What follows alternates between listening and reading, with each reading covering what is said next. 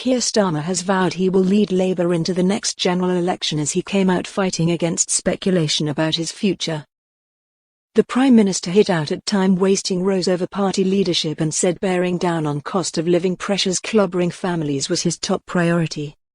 It comes after a torrid week for the government, when a bitter briefing war erupted over threats to his leadership, dismaying MPs and putting Labour infighting at the top of the news agenda. But Mr. Starmer insisted he was going nowhere, as he sat down with the Mirror in Downing Street on Monday. Asked if he would lead Labour into the next election, he said, "Yes, I will. Let me be really clear, every minute that's not spent talking about and dealing with the cost of living is a minute wasted of the political work of this government. That's my response to last week. I remain utterly focused on what matters to me most, which is bearing down on the cost of living and making people feel better off. I'm very conscious of the fact that people want to get on in life. They want to progress, they want more money in their pocket to do the things that matter to them. Give their kids a treat, go out for a meal, have a holiday, get on and progress, and feel safe and secure. These are human things that matter hugely to me in terms of how people feel about themselves, their family and their community. Everything we're doing is to make them better off, and every minute we waste on other issues is a minute we're not bearing down on that." His comments come ahead of a make-or-break budget next week, as Rachel Reeves scrambles to fill a massive black hole in the public finances. The Chancellor had been heavily signalling that she would put up income tax in a breach of Labour's manifesto commitment, but last week it emerged that she had abandoned the plan after better-than-expected forecasts, in a move that triggered market turmoil. Mr. Starmer promised that voters would feel better off by the end of this Parliament, and in a message to his MPs, vowed it would be a Labour budget with Labour values right through it. For so many people, the cost of living is the number one issue, whether they feel better off, whether they can make ends meet, he said.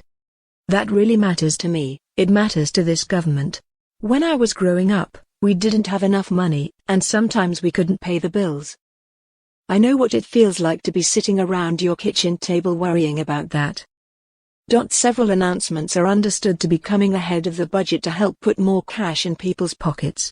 Prescription charges are expected to be frozen for another year for millions of people, keeping it at £9.90 for a single item. The PM said, "We've had a freeze in place, which is really important, and you can expect more on that in the coming days. But I think I'd hope you've got a strong sense of where I'm coming from on this. For families across the country, the cost of living, is the single most important issue." Free breakfast clubs for primary schools will also be rolled out further, with a focus on setting them up in the most deprived schools. Breakfast clubs will be where they're most needed, Mr. Starmer said. "I can't tell you for children how much of a game changer this is in terms of their ability to learn. Their life chances are affected by whether they get a decent breakfast in the morning. For parents and carers, you will know through your readers and others, being able to drop off early and get to work earlier does mean more income, so that's really important. It's a few £100, but it makes a difference to so many families that are trying to make ends meet." His comments came as the government unveiled hardline plans to overhaul the asylum system, which have been met with alarm by many Labour MPs. The PM defended the blueprint, saying, "We inherited a broken asylum system just as we inherited a broken economy, broken public services, a broken NHS. So we have got to pick it up and fix it. We need to make sure there is a consensus on this, that people have confidence in our asylum system, and the truth is that we need to stop people arriving who shouldn't be here, and we need to return those who are found not to be genuine refugees." He insisted Labour wasn't trying to outdo Nigel Farage's toxic stance on immigration. "Reform do not have any answers to the question, to the challenges this country faces," he said. "They feed off grievance. They want problems to persist, and they are driven by a toxic division that will tear our country apart. That's why I'm really clear, there are two paths for our country.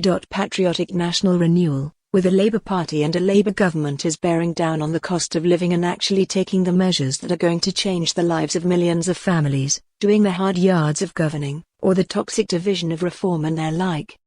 That path is built on grievance, they don't have any serious answers, and it's absolutely important we expose them for what they are, which is peddlers of snake oil.